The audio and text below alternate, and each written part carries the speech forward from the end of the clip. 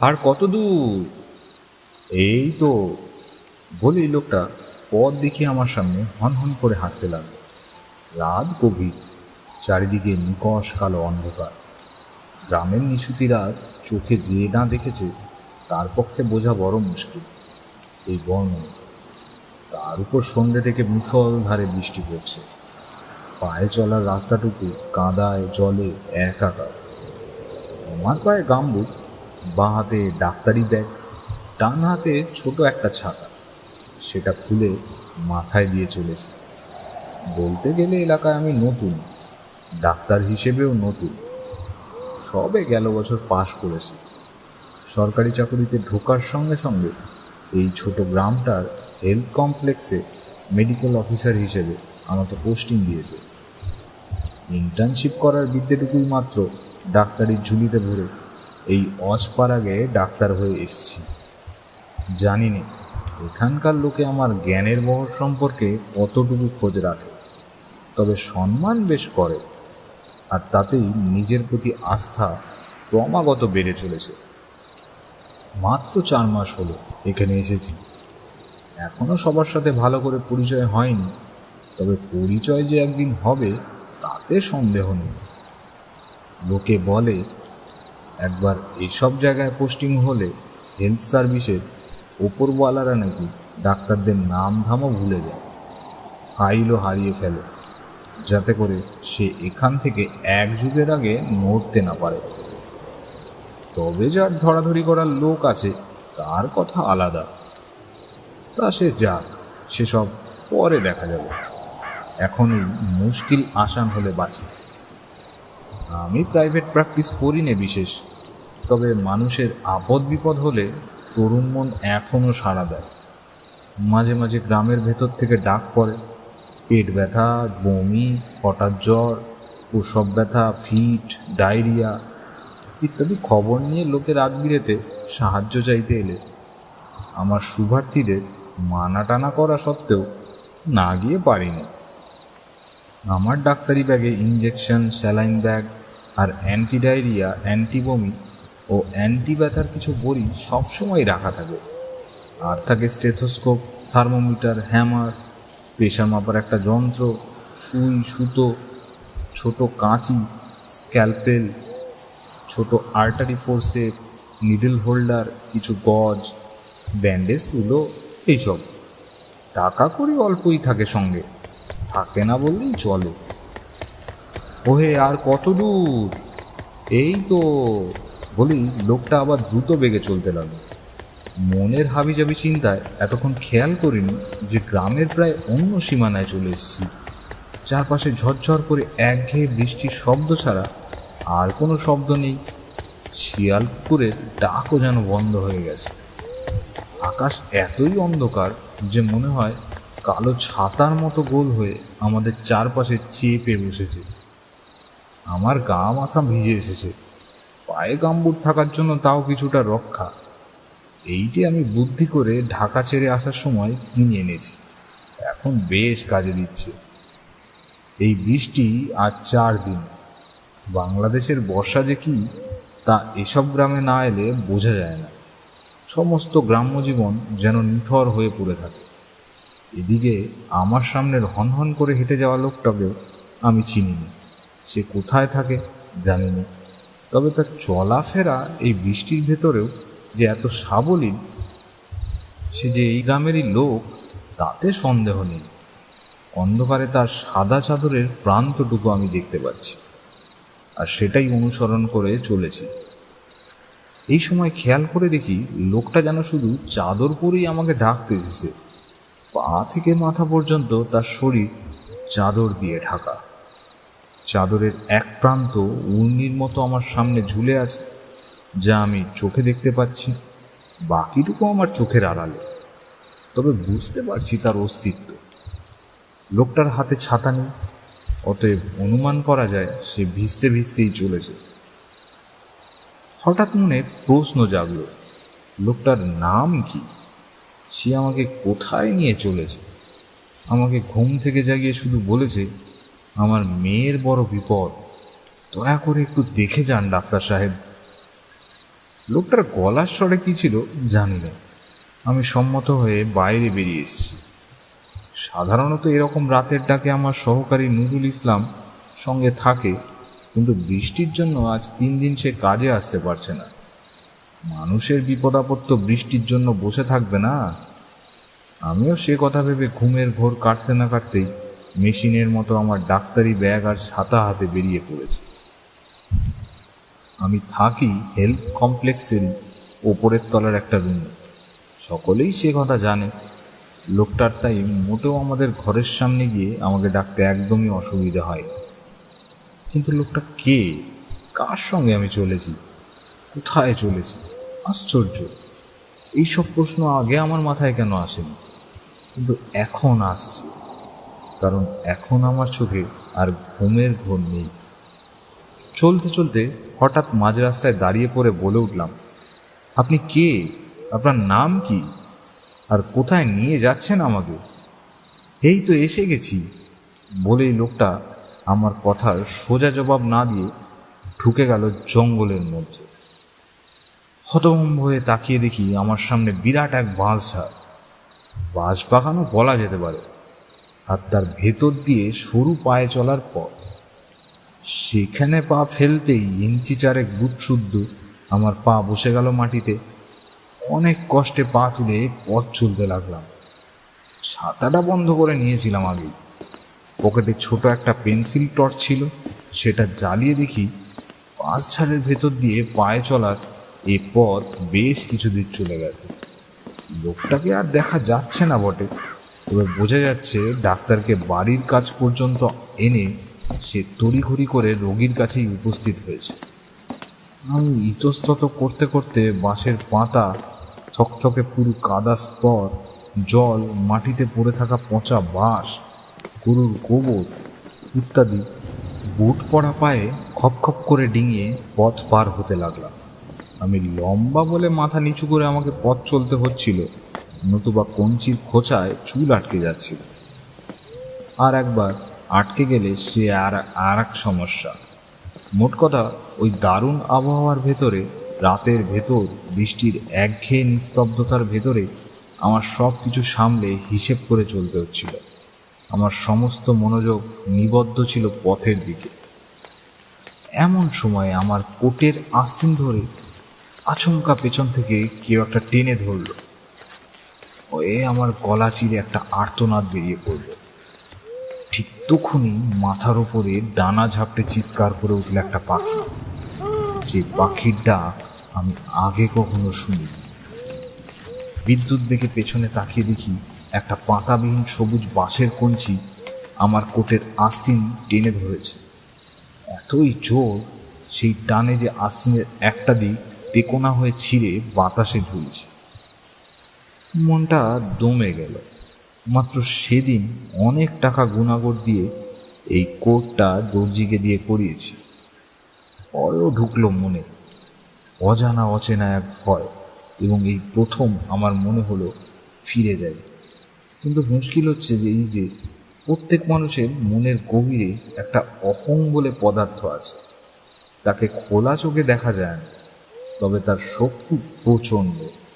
তার কাছে মানুষ নত হতে কিছুতেই চায় না। তাই আমি কল্পনা করি, আমার মতো এরকম পরিস্থিতিতে এর আগে যারাই পড়েছে তারা জানে ফিরে আর যাওয়া যায় না। এত দূর এসে আর ফিরতে পারে না কেউ। অতএব একবার মনে মনে ফিরে যাওয়ার কথা ভাবলেও সেটাকে কাপুরুষতা ভেবে তুড়ি মেরে উড়িয়ে দিয়ে আমি অগ্রসর হতে লাগলাম, এবং একটু পরে এসেই হাজির হলাম একটা কোঠা বাড়ির সামনে। কোঠা বাড়িটাকে দেখে আমার মনে স্বস্তি ফিরে এলো। যাক, এতক্ষণ বাদে অন্তত বোঝা গেল আমার লক্ষ্যস্থলটা কি। বাড়িটা বেশ পুরনো। বৃষ্টি ও অন্ধকারের ভেতর বিশেষ বোঝা না গেল এটা যে বেশ বড়সড় বাড়ি, সে বিষয়ে সন্দেহ থাকলো না মনে। বাড়িটার জানালা দরজা সব বন্ধ মনে হলো, কারণ বাইরে থেকে কোনো আলোর নিশানা পাওয়া গেল না। অবশ্য এরকম একটা প্রাকৃতিক দুর্যোগে বন্ধ থাকাটাই স্বাভাবিক। আমি বাড়ির সদর দরজা মনে করে যেখানে দাঁড়ালাম, তার সামনে চাতাল, চাতাল ডিঙিয়ে ঘর, ঘরের সামনে দরজা। কাছে গিয়ে ঠেলা দিতেই ভেতর থেকে দরজাটা খুলে গেল। সঙ্গে সঙ্গে নাকে পুরনো পচা একটা গন্ধ এসে ধাক্কা দিল। গন্ধটা আমার অচেনা নয়, তবে কোথায় যে এর আগে পেয়েছি মনে করতে পারলাম না। এরকম একটা গন্ধ কোনো ভদ্র বাড়িতে আশা করা যায় না। তবে যে বাড়িতে গুরুতর অসুস্থ রোগী আছে এবং যেখানে আর 4 দিন ধরে মুষলধারে বৃষ্টি পড়ছে, সেখানে এরকম বিদঘুটে গন্ধের কারণ হয়তো কিছুটা অনুমান করাই যায়। বাড়ির ভেতরটা ঘুটঘুটে অন্ধকার। পকেট থেকে পেন্সিল টর্চটা আবার বের করে ঘরের মেঝেয় ফোকাস করে খানিক এবড়ো খেবড়ো সিমেন্টের মেঝে ছাড়া আর কিছুই দেখতে পেলাম না। অচেনা বাড়িতে এভাবে ঢুকে পড়া কি ঠিক হবে? আমি ইতস্তত করে হাতের ব্যাগটা মাটিতে রেখে গলা পরিষ্কার করে নিয়ে তাই হাঁক দিলাম, আপনি কোথায়? আমার মনে হলো হয়তো শোনার ভুলও হতে পারে। আমার এই হাঁকে ঘরের ভিতরে যেন নিঃশব্দে একটা হুলুস্থুলু পড়ে গেল। অনেকগুলো পায়ের স্তব্ধ শব্দ, যেন দ্রুত বেগে হুড়োহুড়ি করে কারা ঘর ছেড়ে চলে যাচ্ছে। ভাবলাম হয়তো বাড়ির মহিলারা হবে। গ্রাম দেশের মহিলারা এমনিতে একটু নিঃশব্দে চলাফেরা করে, তার উপর বাড়িতে খারাপ রোগী থাকলে মানুষ একটু চুপ হয়ে যায়। কিন্তু বাড়িতে আলো নেই কেন? এই কথা ভেবে আমার বিস্ময় বোধ হয়। যদিও জানি গ্রামের অনেক মানুষ তেল খরচ হওয়ার ভয়ে রাতে ঘরে বাতি জ্বালায় না, অন্ধকার হওয়ার আগেই সব কাজ সেরে নেয়, এমনকি রাতে খাওয়া দাওয়া ও টয়লেট পর্যন্ত। গ্রামের মানুষের যে অর্থনৈতিক দিক থেকে কতখানি পঙ্গু হয়ে আছে তা চোখে না দেখলে বিশ্বাস হতে যায় না। তবু এই পরিস্থিতিতে আলো না থাকাটা যেন কোনো রকমই ক্ষমা করা যায় না। আমি একবার বেশ বিরক্ত হলাম লোকটার ওপর তো বটেই, নিজের ওপর। আবার একবার গলা ছেড়ে হাঁক দেবার আগেই মনে হলো আমার কাঁধে কে যেন একখণ্ড জ্বলন্ত কয়লা রেখে নিচু খসখসে বয়লায় বলল, ভেতরে আসে। আমি চমকে গিয়ে আমার ডাক্তারি ব্যাগের উপরেই হুমড়ি খেয়ে পড়তে যাচ্ছিলাম। সামনে ফিরে দেখি কখন সেই চাদর মোড়া লোকটা আমার পাশে এসে দাঁড়িয়েছে। আমি বিব্রত হয়ে বললাম, আপনার গায়ে দেখি অসম্ভব জ্বর। আপনি আমাকে হাত দিয়ে ছোঁয়া মাত্র আমার শরীরে মনে হলো যেন পুড়ে গেল। এত জ্বর গায়ে নিয়ে আপনি আমাকে ডাকতে গেছেন এই বৃষ্টির ভেতরে? নিউমোনিয়া হয়ে দেখি মারা পড়বেন আপনি। আমার কথা যেন লোকটা গায়েই মারল, বরং নিচু গলায় এমনভাবে হাসলো যে শুনে আমার গা শিরশির করতে লাগলো। খসখসে গলার হাসি যে এমন শোনায় আমার ধারণা ছিল না। সে আমার আগে সেই ঘরের ভেতরে ঢুকল। আমি অনুসরণ করলাম তাকে।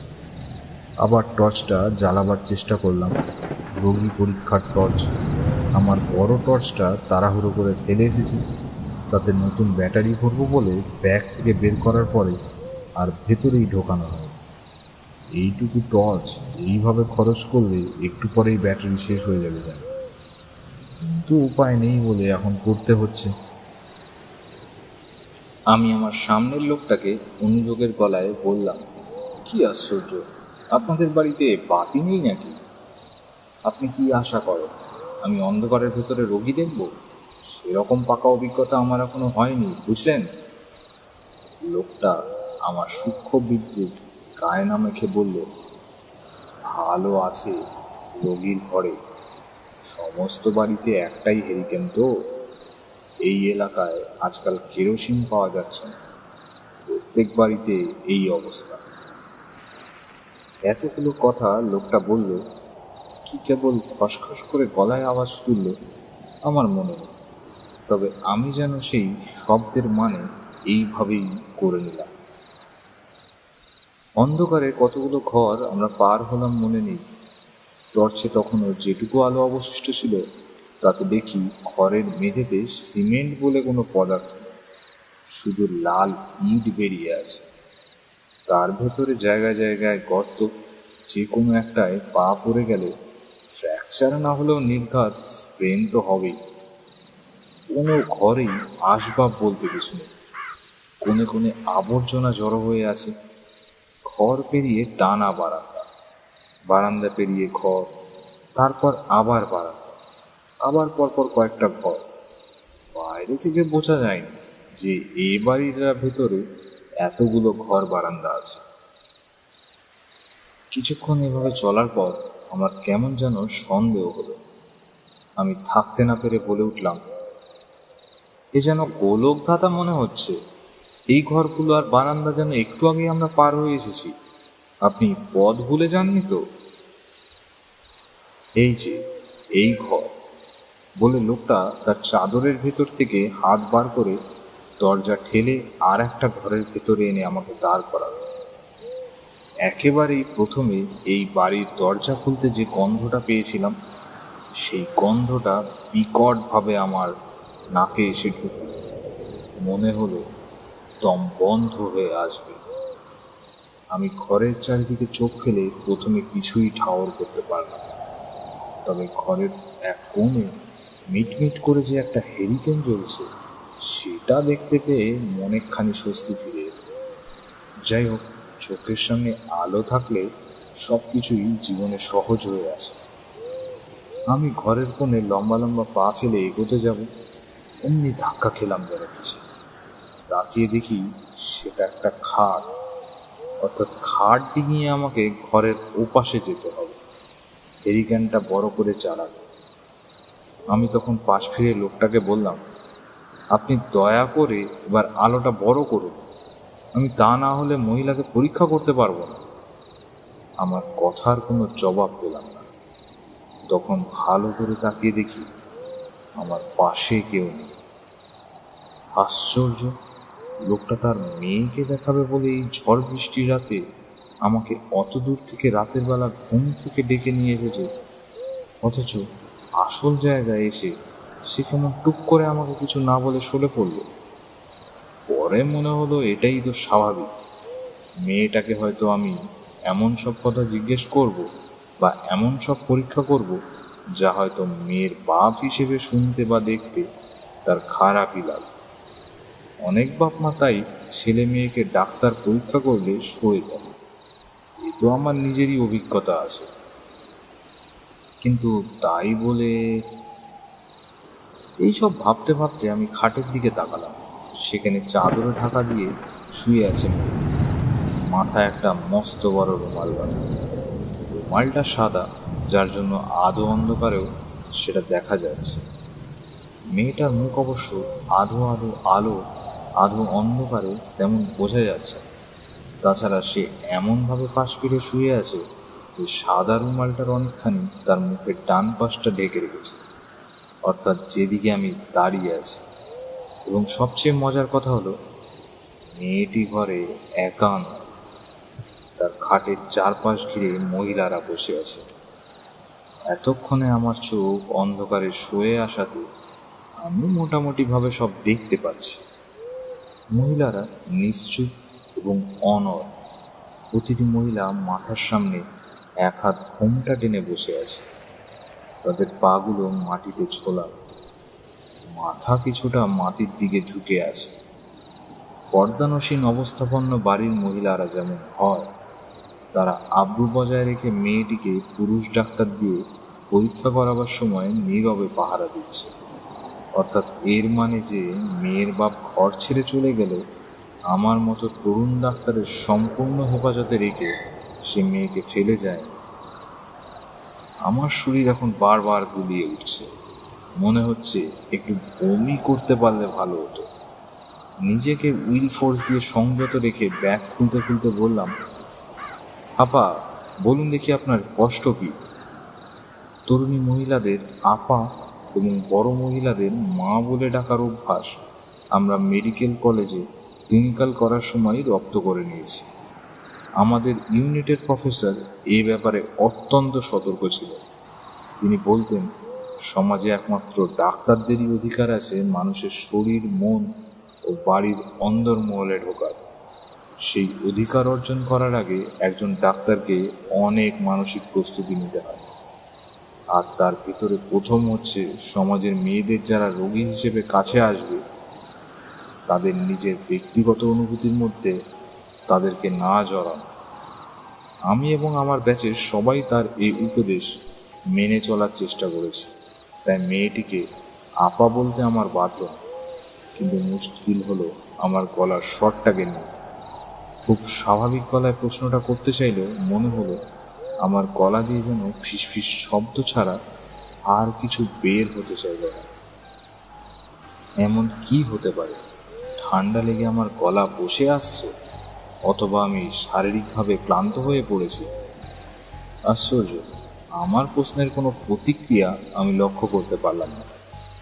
মেয়েটি যেমন শুয়েছিল তেমনি রইল। একটু থেমে তাই আবার বললাম, আপনার হাতটা দেখতে পারি কি? দয়া করে হাতটা একটু বের করে দিন, নাড়িটা দেখি। এবার একটু থতমত খেয়ে গেলাম যখন দেখলাম আমার এই অনুরোধেও কোনো ফল হলো না। ব্যাপারটা কি? আমি ভাবলাম, আমার রোগী কি এতই মরণাপন্ন হয়ে পড়েছে যে ডাক্তারের কথাও সে শুনতে পাচ্ছে না? আমি ততক্ষণে খাটের পাশে হাঁটু মুড়ে নিচু হয়ে বসেছি।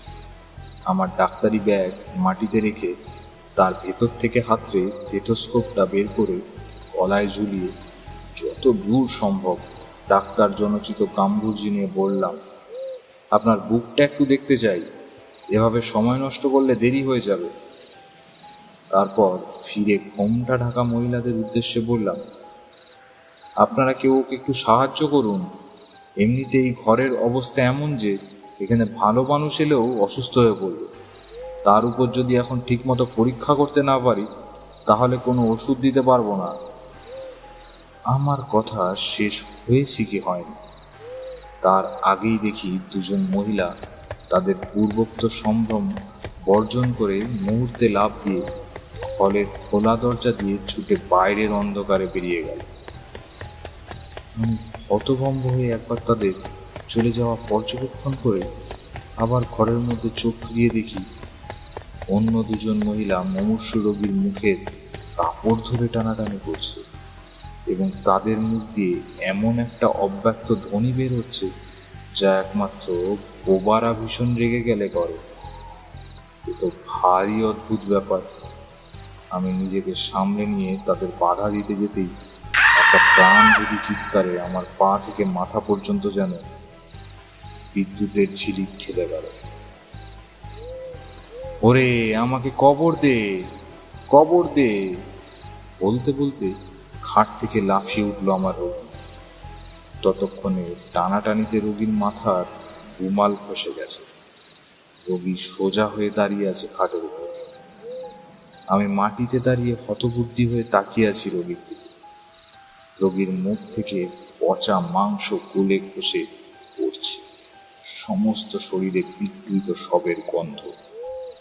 তার অর্ধেক গলে যাওয়া হাতে তখনও সোনার চুড়ি ঝকমক করছে, সাদা হাড় বেরোনো গলায় তখনও সোনার হার, গলে যাওয়া নাকে তখনও সোনার ফুল। আমি জ্ঞান হারালাম। জ্ঞান ফিরে এলে চেয়ে দেখি আমি আমাদের হেলথ কমপ্লেক্সের রোগীর বিছানায় শুয়ে আছি। আমার পাশে আমার সহকর্মী ডাক্তাররা আমাকে ঘিরে দাঁড়িয়ে আছে। ডাক্তারদের সঙ্গে আছে নার্স আর একজন অচেনা লোক। পাশ ফিরে তাকিয়ে দেখি আমার বাঁ হাতে দেয়া হচ্ছে গ্লুকোজ ডিপ, ডান হাতটা বেঁধে রাখা হয়েছে খাটের বাজুর সঙ্গে গজ দিয়ে। আমি কি খুব অস্থিরতা প্রকাশ করেছিলাম? আমাকে জেগে উঠতে দেখে নার্স আমার মুখে থার্মোমিটার ঢুকিয়ে তাপ পরীক্ষা করে ডাক্তারকে দেখালো। আমার সহকর্মী ডাক্তার নাসির বলল, জ্বর 102, তার মানে টেম্পারেচার কমে আসছে বেশ। তারপর আমার দিকে ফিরে বলল, এখন কেমন লাগছে আপনার? আমি বললাম, ভালো। তারপর একটু থেমে জিজ্ঞেস করলাম, আমার কি হয়েছিল? আমার কথার জবাব দিল না কেউ। ওর মুখ চাওয়াচাই করতে লাগলো। এরপর সেই অচেনা লোকটা গিয়ে সে আমার কাছে দাঁড়ালো। লোকটার বয়স আন্দাজ 50 হবে। চোখে মুখে ক্ষুধার্ত একটা ভাব, গালে খোঁচা খোঁচা দাড়ি, চুল এলোমেলো। লোকটা বলল, আমি আপনাকে কোঠাবাড়ির সামনে পড়ে থাকতে দেখে তুলে এনেছি ডাক্তার সাহেব। কোঠাবাড়ি? কোন কোঠাবাড়ি? নেলসন সাহেবের কোঠা বাড়ি।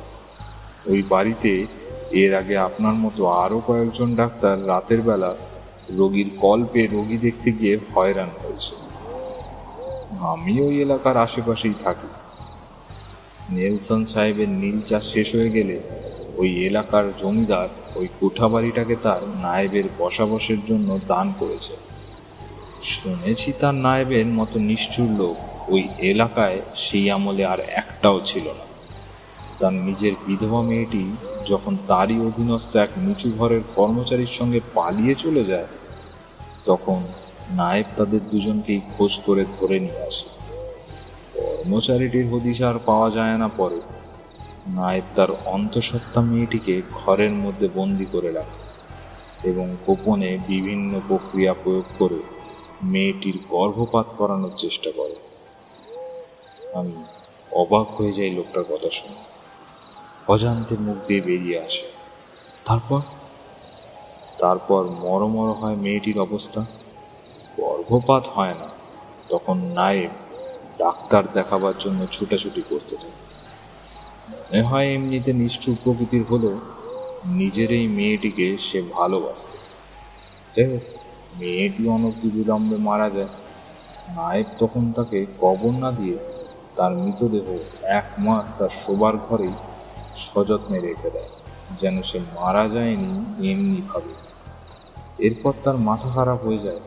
সে পাগলের মতো শুধু বাড়ির চারপাশে ঘুরে বেড়াতে থাকে এবং মৃত মেয়ের নাম ধরে ডাকতে থাকে। তার সংসারে ভাঙন ধরে। অন্য ছেলেমেয়েরা ছত্রখান হয়ে যায়।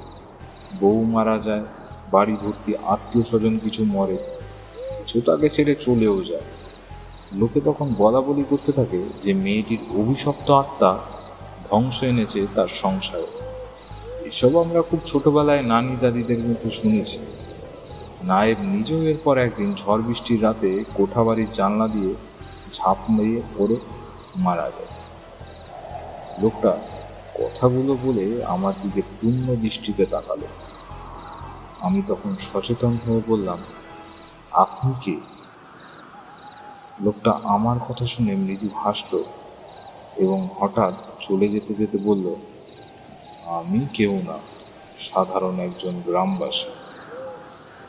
আমি আমার সহকর্মীদের দিকে তাকালাম। মনে হলো ওরা আমার আগেই এই কাহিনী শুনেছে। ডাক্তার নাসির আমার কানের কাছে মুখ এনে চুপি চুপি বলল, লোকটা মনে হয় নায়েবেরই বংশের কেউ হবে, এখন আর কাউকে জানান দিতে চায় না। আমি তাই শুনে চোখ বুজে পাশ ফিরে বিড়বিড় করে বললাম, এইবার গন্ধটার উৎপত্তি ধরতে পেরেছি। মেডিকেল কলেজে ময়রা চুরিতে এই গন্ধ আমি পেয়েছি। অ্যানাটমি ডিটেকশন হলে পাশেই ছিল এই ময়চুয়ারি। শঙ্কর সেখানে সারাদিন বসে বসে পোস্টমর্টেম করা বডিগুলো সেলাই করত। কতকগুলো বেওয়ারিশ লাশ। আমি তাই শুনে চোখ বুজে পাশ ফিরে বিড়বিড় করে বললাম, এইবার গন্ধটার উৎপত্তি ধরতে পেরেছি। মেডিকেল কলেজে মরচুয়ারিতে এই গন্ধ আমি পেয়েছি। অ্যানাটমি ডিসেকশন হলে পাশেই ছিল এই মরচুয়ারি। শঙ্কর সেখানে সারাদিন বসে বসে পোস্টমর্টেম করা বডিগুলো সেলাই করত। কতগুলো বেওয়ারিশ লাশ পচেও যেত, গন্ধও ছড়াতো। এরকম গন্ধ তখন সর্বক্ষণ সেখানকার বাতাসে ছড়িয়ে থাকত। আমরা মরচুয়ারির সামনে দিয়ে যাওয়ার সময় এই গন্ধটা পেতাম আর আমাদের গা গুলিয়ে উঠত। কি বলছেন আপনি? আমার সহকর্মী ঝুঁকে আমার মুখের কাছে মুখ নিয়ে জিজ্ঞেস করল। আমি বললাম, কিছু না।